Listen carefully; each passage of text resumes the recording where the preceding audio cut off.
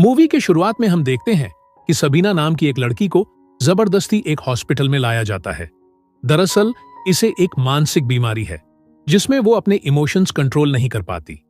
उसे गुस्सा आना, हंसना, रोना, घबराना सब कुछ एक साथ हो जाता है। इसीलिए उसको इस हॉस्पिटल में लाया गया है और उसका इलाज यहां पर डॉक्टर कार्ल जुंग करेंगे। वो उस पर टॉकिंग मेथड का इस्तेमाल करना चाहते हैं। टॉकिंग मेथड के जरिए वो उसके अतीत की चीजों को बाहर निकालेंगे जो कि उसके अनकॉन्शियस माइंड में है।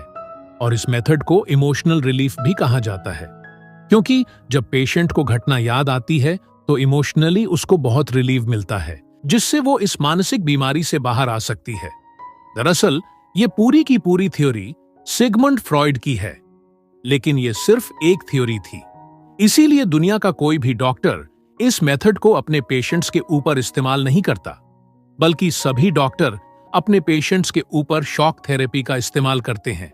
लेकिन डॉक्टर कार्ल ये मेथड सबीना के ऊपर इस्तेमाल करना शुरू करते हैं और उसके सेशन के दौरान वो उसके पीछे बैठते हैं ताकि वो अपनी अतीत की गहराइयों में जाए तो वो उनकी वजह से डिस्ट्रैक्ट ना हो। असल में डॉक्टर कार्ल ये जानना चाहते हैं कि उसको ये मानसिक बीमारी क्यों हुई। अब वो उससे कई सवाल पूछते हैं, जिसके बाद डॉक्टर कार्ल को पता चलता है कि सबीना को ये मानसिक बीमारी उसके पिता की वजह से हुआ है।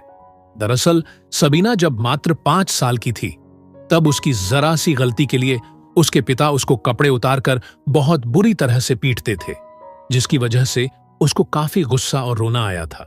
लेकिन ऐसा कई बार करने के बाद उसका सबकॉन्शियस माइंड इस तरह की सजा से एक्साइट होता था और उसको खुशी मिलती थी। इसीलिए बहुत छोटी उम्र से ही वो फिजिकल इंटीमेसी की ओर बढ़ने लगी। फिर जैसे जैसे वो बड़ी होती गई उसके पिता उसको सजा देते गए, जिसकी वजह से उसके दिमाग पर बहुत गहरा असर पड़ा और उसको ये मानसिक बीमारी हो गई। अब डॉक्टर कार्ल के इस ट्रीटमेंट से वो धीरे धीरे ठीक होने लगती है और वो पहले से काफी बेहतर हो जाती है और साथ ही वो बहुत ज्यादा पढ़ी लिखी भी होती है। इसीलिए डॉक्टर अपने काम में उसकी मदद लेना शुरू कर देते हैं और सबीना पेशेंट्स की रिपोर्ट चेक करके डॉक्टर को अपना राय देती है। और अब क्योंकि डॉक्टर कार्ल ने टॉकिंग मेथड से सबीना को काफी हद तक ठीक कर दिया था, इसीलिए अब वो दूसरे पेशेंट्स के ऊपर भी इसी टॉकिंग मेथड का इस्तेमाल करने लगते हैं।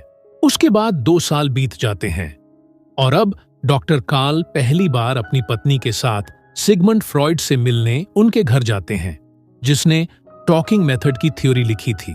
फिर वो दोनों काफी घंटों तक एक दूसरे से बात करते हैं और काफी घंटों की डीप डिस्कशन के बाद डॉक्टर कार्ल को पता चलता है कि डॉक्टर सिगमंड फ्रॉइड के विचार उनसे पूरी तरह से अलग है।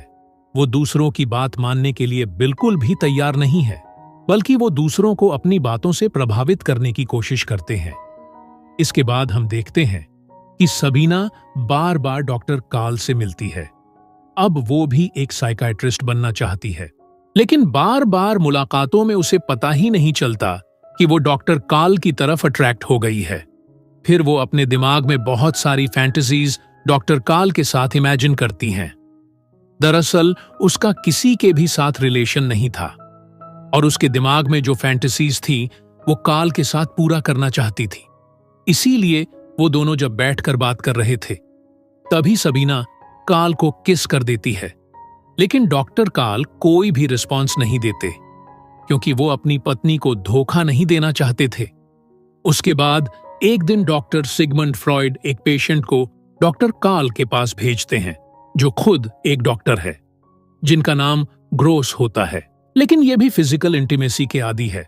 और अब जब वो दोनों एक दूसरे से बात कर रहे थे तो डॉक्टर ग्रोस उन्हें बताते हैं कि जब भी वो किसी पेशेंट का ट्रीटमेंट करते हैं तो उनकी हर एक डिमांड को पूरा कर देते हैं, भले ही वे पेशेंट की फिजिकल नीड क्यों ना हो, क्योंकि ऐसा करने से पेशेंट उनके साथ फ्री हो जाते हैं, जिससे उसका ट्रीटमेंट करने में आसानी होती है।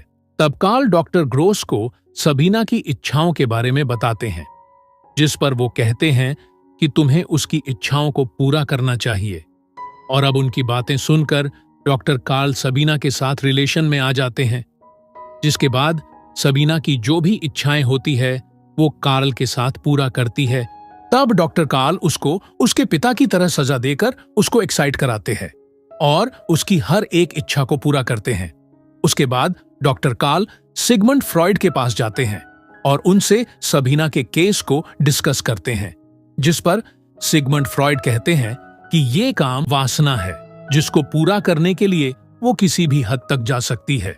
पर डॉक्टर कार्ल सबीना के साथ अफेयर करने वाली बात उनको नहीं बताते और अब वो बहुत सारे अलग सेक्टर्स पर काम करना चाहते थे, लेकिन डॉक्टर सिगमंड फ्रॉइड उनको मना कर देते हैं, जो बात डॉक्टर कार्ल को अच्छी नहीं लगती। फिर इसी तरह काफी समय बीत जाता है और एक दिन doctor Sigmund Freud doctor Carl से कहते हैं कि क्या तुम्हारे और तुम्हारी पेशेंट के बीच अफेयर चल रहा है, जिस पर कार्ल साफ साफ मना कर देते हैं। दरअसल वो नहीं चाहते थे कि उनके अफेयर के बारे में किसी को पता चले।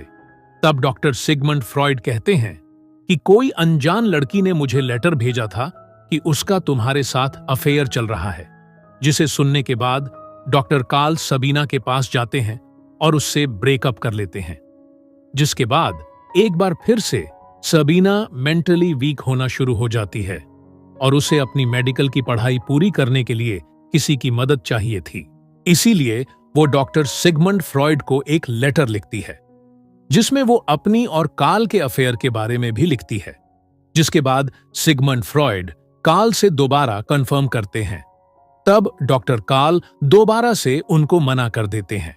उसके बाद सिगमंड फ्रॉइड सबीना को एक लेटर लिखते हैं और उसे अपना अपॉइंटमेंट नहीं देते, जिसे देखने के बाद सबीना को काफी बुरा लगता है।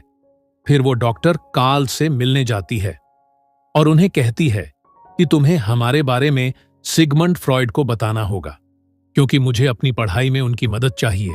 अगर मैं चाहती तो तुम्हें बदनाम कर सकती थी, लेकिन मैंने ऐसा नहीं किया। दरअसल सबीना इनडायरेक्टली कार्ल को धमकी दे रही थी। तब ये सुनकर डॉक्टर कार्ल को उसकी बात माननी पड़ती है और वो सिगमंड फ्रॉइड के लिए एक लेटर लिखते हैं, जिसमें वो सब कुछ सच बता देते हैं, जिसे जानने के बाद सिगमंड फ्रॉइड सबीना को अपॉइंटमेंट दे देते हैं। अब इस लेटर की बात कार्ल की पत्नी को भी पता चल जाता है। फिर इसी तरह कुछ और साल गुजर जाते हैं और एक दिन सिगमंड फ्रॉइड और कार्ल अपनी टीम को लेकर अमेरिका जाते हैं, ताकि दुनिया को इस साइको एनालिसिस के बारे में बताया जा सके। लेकिन जब इस बारे में मीटिंग हो रही होती है तो कार्ल और सिगमंड फ्रॉइड के बीच काफी आर्ग्यूमेंट्स होते हैं, क्योंकि हर एक पॉइंट में ये दोनों अलग अलग तरह से सोचते थे। इसीलिए यहां से उन दोनों के रास्ते अलग अलग हो जाते हैं। दरअसल डॉक्टर कार्ल सिर्फ अपने पेशेंट का इलाज नहीं करना चाहते थे, बल्कि वो उन्हें सोचने की फ्रीडम भी देना चाहते थे, ताकि वो अपने फ्यूचर में कुछ भी अच्छा कर सके, जिस तरह से उन्होंने सबीना के केस में किया था। लेकिन डॉक्टर सिगमंड फ्रॉइड पूरी तरह से अलग सोचते हैं।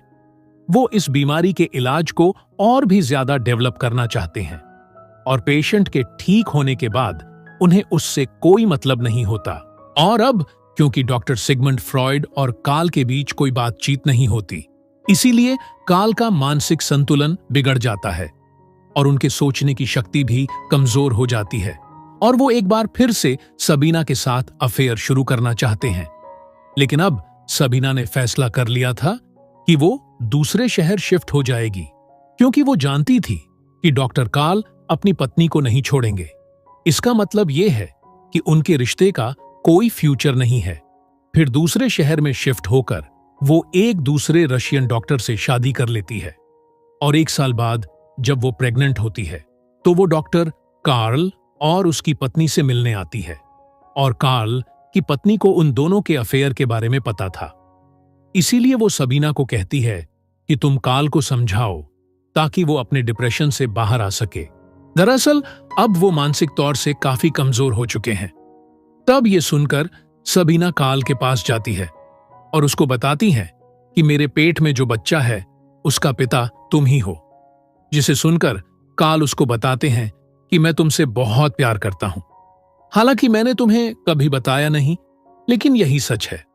तब रोते हुए सबीना वहां से चली जाती है और उस दिन के बाद से वो कभी भी कार्ल से मिल नहीं पाई, क्योंकि वर्ल्ड वॉर के दौरान सबीना और उसकी दोनों बेटियों को नाजी सैनिकों ने जान से मार दिया था। और कार्ल ने खुद को किसी तरह संभाल लिया था। और इसी के साथ ये मूवी यहीं पर खत्म हो जाती है।